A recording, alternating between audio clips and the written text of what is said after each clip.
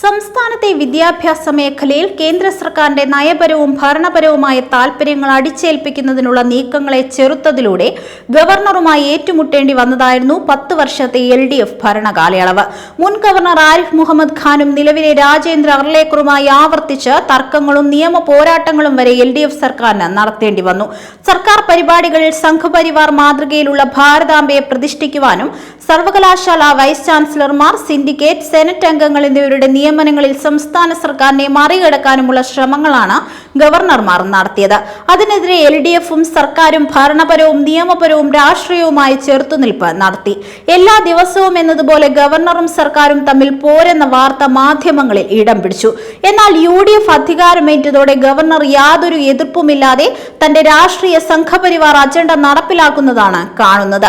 എതിർപ്പുന്നയിക്കുന്നില്ലെന്ന് മാത്രമല്ല, ഓരോ ന്യായം പറഞ്ഞത് ശരിവെക്കുന്ന സമീപനവും ഉണ്ടാകുന്നു. MG സർവകലാശാലയുടെ വൈസ് ചാൻസലറായി സംഘപരിവാർ അധ്യാപക സംഘടനാ നേതാവ് D. മാവൂദിനെ നിയമിച്ചുകൊണ്ടായിരുന്നു ഗവർണർ അർലേക്കറുടെ തുടക്കം. സംഘപരിവാർ അധ്യാപക സംഘടനയായ കൊച്ചിൻ യൂണിവേഴ്സിറ്റി ടീച്ചേഴ്സ് സംഘിന്റെ സ്ഥാപകരിലൊരാളും നേതാവുമായിരുന്നു അദ്ദേഹം. മാവൂദിനെ ഗവർണർ VC ആക്കിയത് പ്രതിപക്ഷവും മാധ്യമങ്ങളും ചർച്ചയാക്കിയപ്പോൾ ഗവർണറുമായി ഏറ്റുമുട്ടലിനല്ല എന്ന നിലപാടാണ് ഉന്നത വിദ്യാഭ്യാസ മന്ത്രി റോജി M. ജോൺ പറഞ്ഞത്. അത് ഗവർണർക്ക് തന്റെ ഇഷ്ടങ്ങൾ നടപ്പിലാക്കുന്നതിനുള്ള അനുവാദം നൽകലാകുന്നതാണ് പിന്നീട് കാണുന്നത്.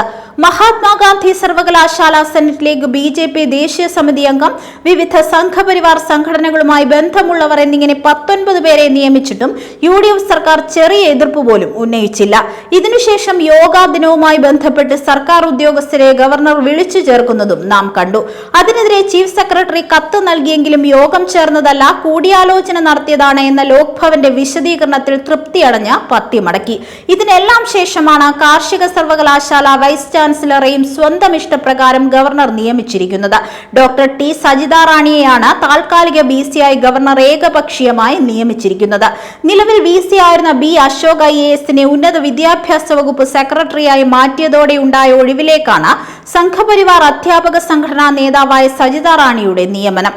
സർക്കാർ നൽകിയ പാനലിൽ നിന്നുള്ളവരെ ഒഴിവാക്കിയാണ് കാസർഗോഡ് പടന്നക്കാട് കാർഷിക കോളേജിലെ ഡീനായ ഇവരെ നിയമിച്ചിരിക്കുന്നത്. സാധാരണ നിലയിൽ സർക്കാർ നൽകുന്ന പാനലിൽ നിന്നുള്ളവരെയാണ് നിയമിക്കാറുള്ളത്. LDF സർക്കാരിന്റെ കാലത്തും അർലേക്കറുടെ ഭാഗത്തുനിന്ന് പാനലിന് പുറത്തുനിന്നുള്ളവരെ നിയമിക്കാനുള്ള നീക്കം ഉണ്ടായിരുന്നതാണ്. അതിനെതിരെ സർക്കാർ പരസ്യമായ പ്രതികരണത്തിനും ഒരു വേള സുപ്രീം കോടതി വരെ നീണ്ട നിയമയുദ്ധത്തിനുമെല്ലാം സന്നദ്ധമാകുകയും ചെയ്തിരുന്നു. UDF അധികാരമേറ്റതിനു ശേഷം ഗവർണറുടെ ഏകപക്ഷീയ നടപടികൾ തുടരുകയാണ്. അതിനെതിരെ പരസ്യമോ രഹസ്യമോ ആയ പ്രതികരണത്തിന് പോലും സർക്കാർ തയ്യാറാകുന്നില്ല. മാത്രവുമല്ല, പല കാര്യങ്ങളെയും നിർലജ്ജം ന്യായീകരിക്കുവാനും സംസ്ഥാന മന്ത്രിമാർ മടികാട്ടുന്നില്ല. PM ശ്രീ വിഷയത്തിൽ മുൻ സർക്കാരിനെ കുറ്റം ചാരാനാണ് ആദ്യം ശ്രമിച്ചത്. അത് പൊളിഞ്ഞപ്പോൾ കേന്ദ്ര സർക്കാരിൽ നിന്ന് സംസ്ഥാനത്തിന് അവകാശപ്പെട്ട വിഹിതം വാങ്ങുന്നതിനെന്ന് മാറ്റി പറഞ്ഞു.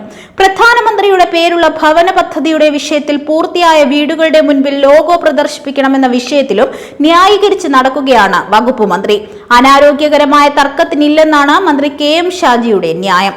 സർക്കാർ പദ്ധതി പ്രകാരം കിട്ടിയ വീടിന് മുൻപിൽ അത് പ്രദർശിപ്പിക്കേണ്ടെന്ന LDF സർക്കാരിന്റെ തീരുമാനം നൈതികതയും മാനുഷികതയും ഉൾച്ചേർന്നതായിരുന്നു. സാമ്പത്തിക പരാധീനതയുള്ളവർ പ്രദർശന വസ്തുക്കളാകരുതെന്ന നിശ്ചയദാർഢ്യമാണ് അന്നത്തെ സർക്കാരിനെ കൊണ്ട് ആ തീരുമാനം എടുപ്പിച്ചത്.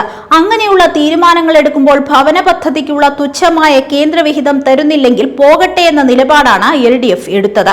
എന്നാൽ കേന്ദ്രം പറയുന്നതെല്ലാം അപ്പാടെ അനുസരിച്ച് വിധേയത്വം കാട്ടുകയാണ് UDF സർക്കാർ.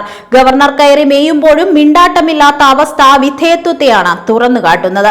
ഞങ്ങളെ അധികാരത്തിലേറ്റു, നിങ്ങളുടെ നയങ്ങൾ നടത്തിത്തരാമെന്ന ഡീലിന്റെ പുറത്താണോ UDF ഭരണം സംസ്ഥാനത്തുണ്ടായത് എന്ന സംശയം ബലപ്പെടുകയാണ് ഇതിലൂടെ. യഥാർത്ഥത്തിൽ അതുതന്നെയായിരുന്നു തിരഞ്ഞെടുപ്പ് ഡീലിലെ മുഖ്യ ഉപാധി.